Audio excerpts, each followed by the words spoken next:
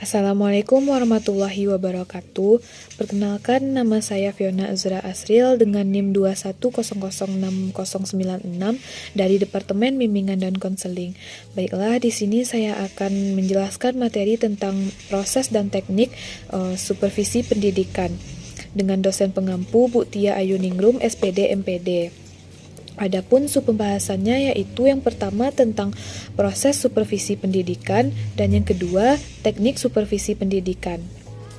Baiklah, langsung saja masuk ke pembahasan materi yang pertama yaitu tentang proses supervisi pendidikan. Proses supervisi merupakan rangkaian kegiatan yang dilaksanakan ketika melakukan supervisi. Menurut Tim Pakar Manajemen Pendidikan tahun 2004, secara umum proses pelaksanaan supervisi ini dilaksanakan melalui tahap-tahap berikut, yaitu yang pertama, perencanaan. Kegiatan perencanaan ini mengacu pada kegiatan identifikasi permasalahan. Langkah-langkah yang dilaksanakan dalam perencanaan supervisi ini yaitu yang pertama, mengumpulkan data melalui kunjungan kelas, pertemuan pribadi atau rapat staf. Yang kedua, mengolah data dengan melakukan koreksi kebenaran terhadap data yang dikumpulkan. Yang ketiga, mengklasifikasi data sesuai dengan bidang permasalahan. Yang keempat, menarik kesimpulan tentang permasalahan sasaran sesuai dengan keadaan yang sebenarnya. Dan yang terakhir, menetapkan teknik yang tepat digunakan untuk memperbaiki atau meningkatkan profesionalisme pendidik. Proses yang kedua yaitu pelaksanaan. Kegiatan pelaksanaan ini merupakan kegiatan nyata yang dilakukan untuk memperbaiki atau meningkatkan kemampuan pendidik. Kegiatan pelaksanaan merupakan kegiatan pemberian bantuan dari supervisor kepada pendidik. Agar dapat terlaksana dengan efektif, pelaksanaannya harus sesuai dengan perencanaan yang telah ditetapkan dan ada follow up untuk melihat keberhasilan proses dan hasil pelaksanaan supervisi. Yang ketiga yaitu evaluasi. Kegiatan evaluasi ini merupakan kegiatan untuk menelaah keberhasilan proses dan hasil pelaksanaan supervisi. Evaluasi dilaksanakan secara komprehensif. Sasaran evaluasi supervisi ditujukan kepada semua orang yang terlibat dalam proses pelaksanaan supervisi. Nah, hasil dari evaluasi supervisi ini akan dijadikan pedoman untuk menyusun program perencanaan berikutnya. Prosedur pelaksanaan supervisi ini menempuh 3 tahapan, yaitu yang pertama pertemuan, pendahuluan observasi pendidik yang sedang mengajar, dan pertemuan balikan. Dan proses yang terakhir yaitu tindak lanjut. Adapun bentuk tindak lanjut supervisi akademik dapat dilakukan melalui kegiatan yaitu pembinaan.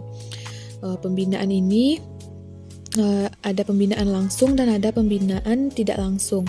Pembinaan langsung itu merupakan pendekatan langsung, berarti supervisor itu memberikan arahan langsung. Dengan demikian pengaruh supervisor lebih dominan. Kegiatan pembinaan langsung ini yang dilakukan setelah kepala sekolah selesai melakukan observasi pembelajaran adalah pertemuan pasca observasi.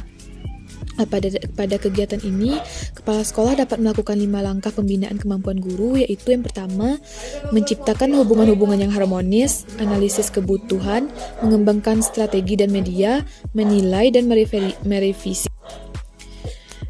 Yang kedua, pembinaan tidak langsung. Pembinaan ini dilakukan terhadap hal-hal yang sifatnya umum, yang perlu perbaikan dan perhatian setelah memperoleh hasil analisis supervisi.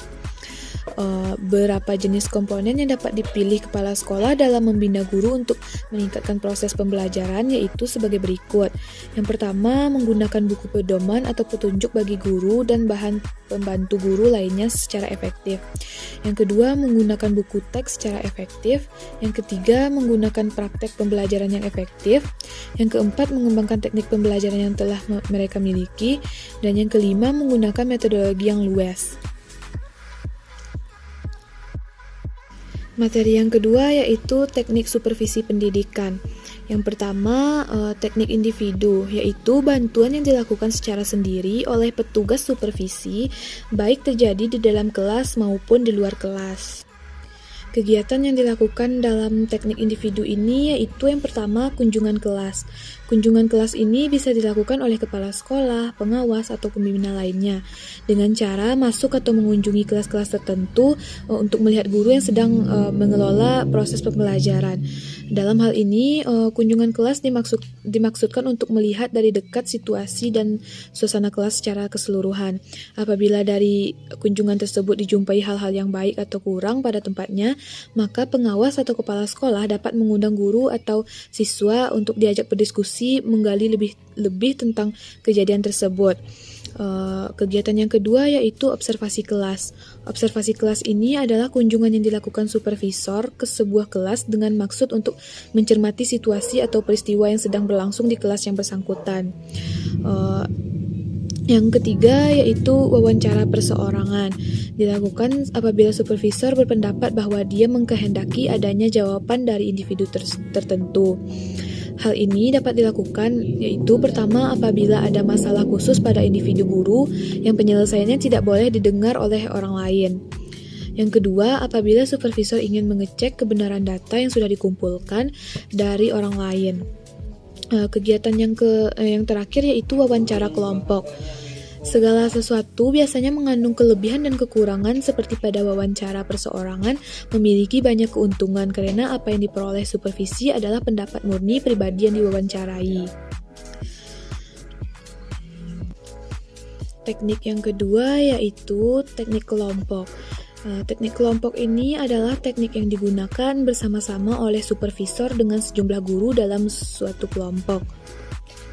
Adapun kegiatan dalam teknik kelompok ini yaitu pertemuan orientasi sekolah bagi guru, yaitu pertemuan yang bertujuan khusus mengatur guru-guru untuk memasuki suasana kerja yang baru. Kegiatan yang kedua yaitu rapat guru. Rapat ini diadakan untuk membahas masalah-masalah yang terjadi pada saat proses belajar mengajar berlangsung. Yang ketiga, lokakarya. Workshop pendidikan adalah suatu kegiatan belajar kelompok yang terdiri dari petugas-petugas pendidikan yang memecahkan problem yang dihadapi melalui percakapan dan bekerja secara kelompok maupun bersifat perseorangan. Teknik yang ketiga yaitu teknik langsung. Teknik supervisi langsung adalah teknik yang digunakan untuk menyampaikan harapan supervisor kepada guru dengan jelas. Adapun teknik langsung ini dapat dilakukan dengan perilaku supervisor yaitu sebagai berikut, yaitu yang pertama menjelaskan, menyajikan, mengarahkan, memberi contoh, menerapkan tolak ukur, dan menguatkan. Teknik yang keempat yaitu teknik tidak langsung. Teknik supervisi tidak langsung ini adalah pendekatan masalah pengajaran yang sifatnya tidak langsung menunjukkan permasalahan, melainkan seorang guru bercerita mengemukakan permasalahan yang mereka alami yang bersifat tidak langsung. Supervisor atau kepala sekolah menyimpulkan permasalahan guru tersebut, kemudian memberi bimbingan dan mengarahkannya. Teknik tidak langsung ini berdasarkan pada pemahaman psikologis humanistik. Psikologi humanistik sangat menghargai orang yang akan dibantu. Perilaku supervisor dalam pendekatan tidak langsung ini yaitu mendengarkan, memberi penguatan, menjelaskan, menyajikan, dan memecahkan masalah. Sekian penjelasan materi dari saya. Apabila ada kesalahan, saya mohon maaf. Saya akhiri. Assalamualaikum warahmatullahi wabarakatuh. Terima kasih.